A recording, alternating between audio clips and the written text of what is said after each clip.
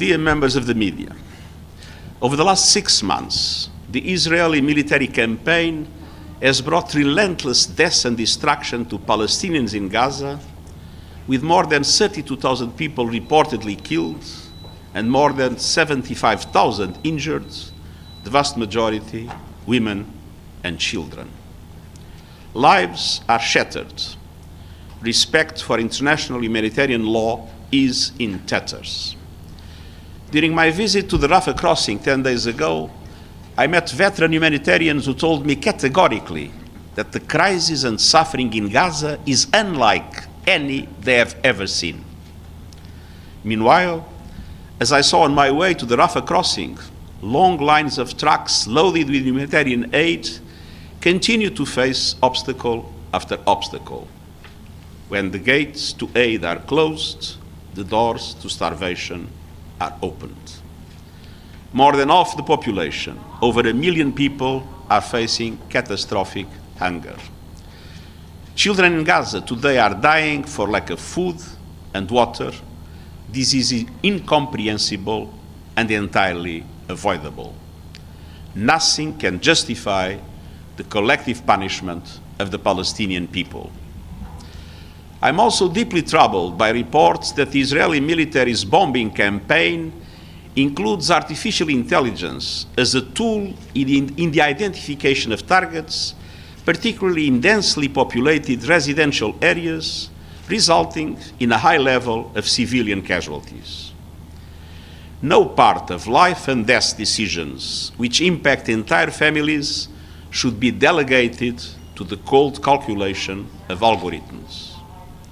I've warned for many years of the dangers of weaponization artificial intelligence and reducing the essential role of human agency. AI should be used as a force for good to benefit the world, not to contribute to waging war on an industrial level, blurring accountability. In its speed, scale, and inhumane ferocity, the war in Gaza is the deadliest of conflicts for civilians, for aid workers, for journalists, for health workers, and for our own colleagues. Some 196 humanitarian aid workers, including more than 175 members of our own UN staff, have been killed. The vast majority were serving UNRWA, the backbone of all relief efforts in Gaza.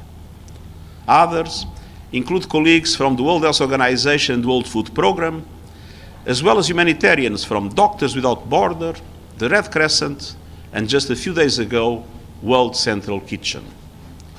An information war has added to the trauma, obscuring facts and shifting blame. Denying international journalists entry into Gaza is allowing disinformation and false narratives to flourish. We honor all humanitarian workers who have been killed in this conflict and pledge to remember their commitment and sacrifice. Following this week's appalling killing of 7 humanitarian workers from World Central Kitchen, the Israeli government has acknowledged mistakes and announced some disciplinary measures.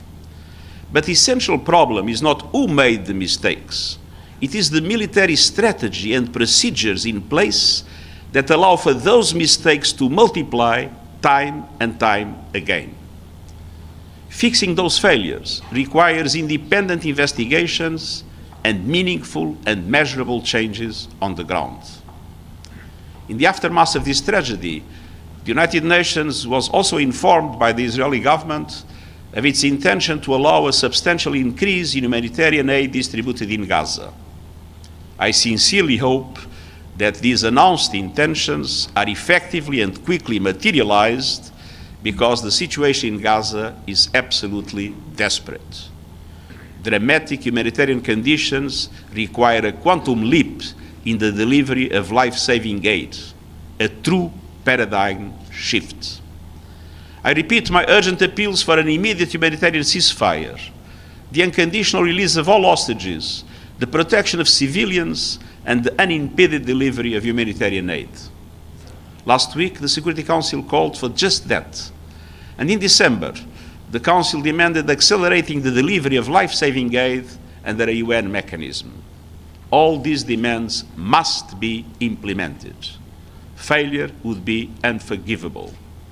6 months on, we are at the brink of mass starvation, of regional conflagration, of a total loss of faith in global standards and norms.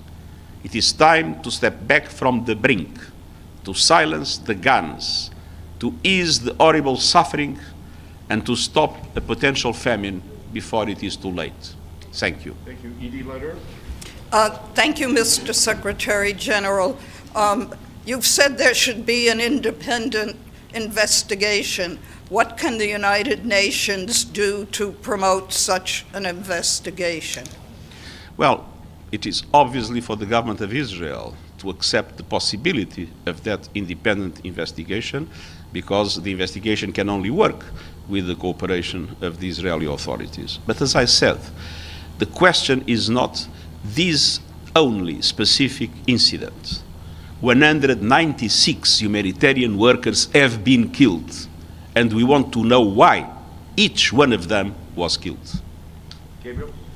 Thank you, Mr. Secretary-General. Gabriel Elizondo from Al Jazeera English. Sir, the Israeli government seemed to indicate that they would only open the Erez crossing temporarily. Are you satisfied with that? We don't know yet what kind of measures will be announced entirely. It is obvious that, as I said, it's not enough to have scattered measures. We need a paradigm shift. We will see if it comes, and after that, we will pronounce ourselves. Talal. Thank you. Talal Hash from Al Arabiya. Mr. Secretary General, we have been grown accustomed to straight talk without fear or favor in this United Nations of António Guterres. On the 25th of March, when 2728 was endorsed by the Council with the abstention of the United States, we heard statements from high officials in the United States, including the National Security Council and the White House, that this resolution is non-binding resolution. This really concerned thousands and I could say millions of people in my region. Can you put the matter to lay and please clarify to us whether the Security Council resolutions are binding or non-binding? And another point, quickly, today Israel has fired 2 low-level officers and reprimanded some high officers for the bombing of the World Central Kitchen. Is that enough? Well, first of all, the Secretary-General is guided by the Charter, and the Charter is clear in Article 25. Please read Article 25, and you will be perfectly aware of the nature of the resolutions of the Security Council. And the second, as I said, the question is not only to know if some mistakes were committed and who committed them. The question is the system that allows those mistakes to happen time and time again. And it is the change of that system that is required, which implies a change in the strategy and the procedures that the military are using in Gaza. Thank you very much. Thank you. Thank you. Mr. Secretary-General, what is your tool of last resort?